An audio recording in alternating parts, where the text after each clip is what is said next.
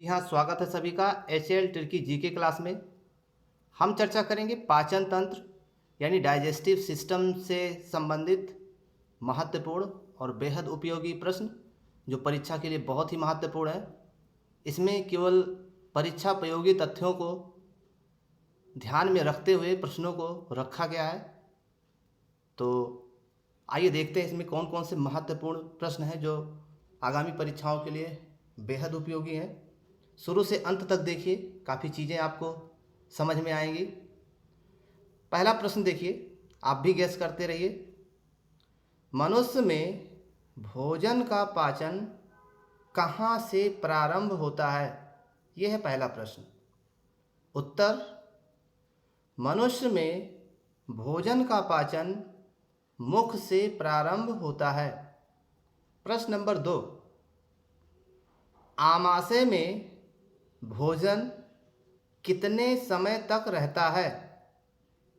उत्तर: आमाशय में भोजन 4 घंटे तक रहता है। प्रश्न नंबर 3, भोजन के आमाशय में पहुंचने पर जठर रस किस ग्रंथि से निकलता है? उत्तर: भोजन के आमाशय में पहुंचने पर जठर रस पाइलोरिक ग्रंथि के द्वारा निकलता है। प्रश्न नंबर 5, जठर रस किस प्रकार का होता है? जठर रस हल्के पीले रंग का अम्लीय रस होता है। प्रश्न नंबर 5वां, आमाशय के ऑक्सेंटिक कोशिकाओं से कौन सा अम्ल निकलता है जो जीवाणुओं को नष्ट करने तथा एंजाइम की क्रिया को तीव्र करता है? उत्तर: हाइड्रोक्लोरिक अम्ल। हाइड्रोक्लोरिक अम्ल आमाशय के किस कोशिका से निकलता है? तो HCl ऑक्सेंटिक कोशिकाओं से निकलता है। काम इसका क्या है? ये जीवाणुओं को नष्ट करता है और एंजाइम की क्रिया को तीव्र करने का काम करता है। प्रश्न नंबर 6, आमाशय में निकलने वाले जठर रस में कौन कौन से एंजाइम पाए जाते हैं? उत्तर: आमाशय में निकलने वाले जठर रस में पेप्सिन और रेनिन एंजाइम पाए जाते हैं। प्रश्न नंबर 7वां, अगर आप सुन भी लेंगे ना तो काफ़ी क्वेश्चन आपका क्लियर हो जाएगा, केवल सुन लीजिए। प्रश्न नंबर 7वां देखिए, रेनिन दूध की धुली हुई प्रोटीन कैसिनोजेन को ठोस प्रोटीन्स कैल्शियम पैराकेसिनेट के रूप में बदल देता है। इस पर आपको प्रश्न बनाना है। प्रश्न ऐसे बनेगा कि रेनिन दूध की धुली हुई प्रोटीन्स कैसिनोजेन को किस ठोस प्रोटीन्स में बदल देता है? तो इसका उत्तर होगा रेनिन दूध की धुली हुई प्रोटीन्स कैसिनोजेन को ठोस प्रोटीन्स कैल्शियम पैराकेसिनेट के रूप में बदलने का काम करता है। जी हाँ, लगातार अभ्यास करते रहिए। अभ्यास बहुत ज़रूरी है। अभ्यास के माध्यम से जो चीज़ें आप भूल रहे हैं वो भी आपका क्लियर हो जाएगा। प्रश्न नंबर 8, मनुष्य में कितनी जोड़ी लार ग्रंथियां पाई जाती है? उत्तर: मनुष्य में 3 जोड़ी लार ग्रंथियां पाई जाती हैं। प्रश्न नंबर 9, मनुष्य के लार में जल और एंजाइम का कितना प्रतिशत होता है?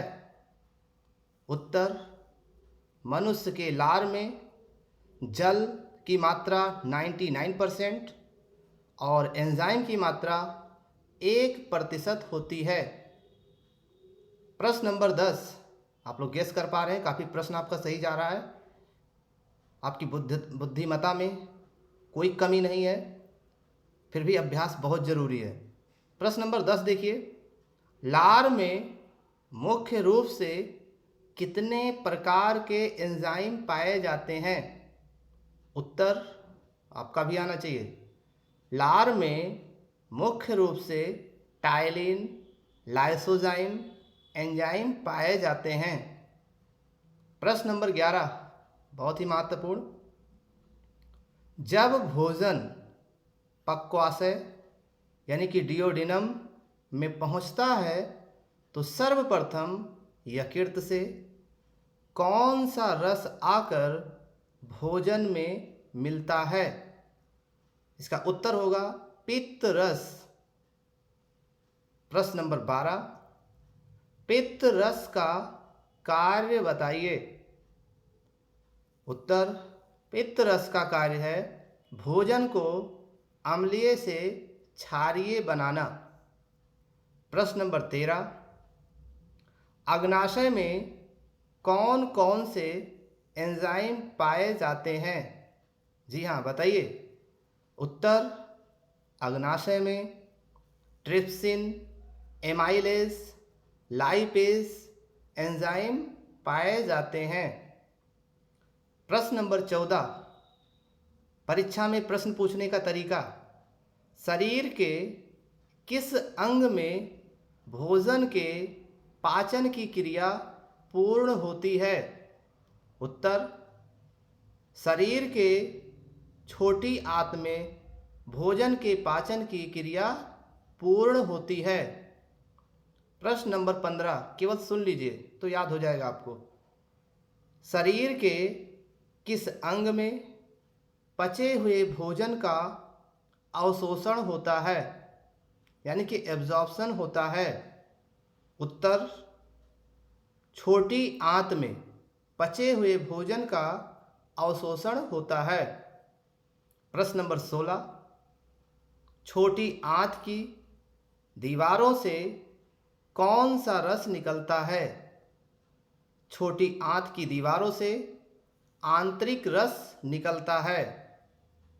प्रश्न नंबर 17, छोटी आंत की आंतरिक रसों में कौन कौन से एंजाइम पाए जाते हैं?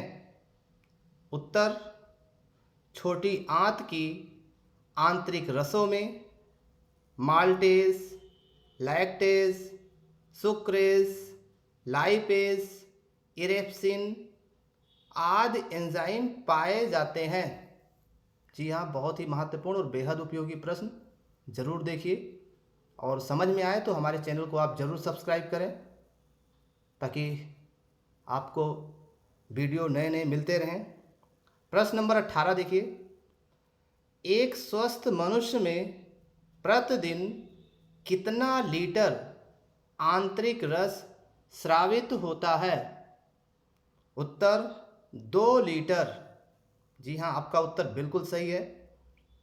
प्रश्न नंबर 19, पचे हुए भोजन का रुधिर में पहुंचना क्या कहलाता है? उत्तर, पचे हुए भोजन का रुधिर में पहुंचना अवशोषण यानी एब्जॉर्प्शन कहलाता है। हर प्रश्न पर चर्चा की गई है। प्रश्न नंबर 20 देखिए, पचे हुए भोजन का अवशोषण किसके द्वारा होता है?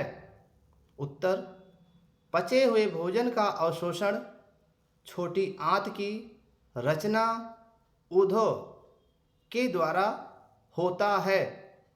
तो ये थी पाचन तंत्र से संबंधित कुछ महत्वपूर्ण और बेहद उपयोगी जानकारियाँ। ये पाचन तंत्र का ये पहला भाग है। इससे संबंधित और भी प्रश्न हम नेक्स्ट वीडियो में चर्चा करेंगे। अगर अब तक आपने हमारे चैनल को सब्सक्राइब नहीं किया है तो ज़रूर सब्सक्राइब कर दें। इससे संबंधित जो नेक्स्ट पार्ट है हम नेक्स्ट वीडियो में चर्चा करेंगे। हमारे वीडियोस को देखने के लिए आपको बहुत बहुत धन्यवाद।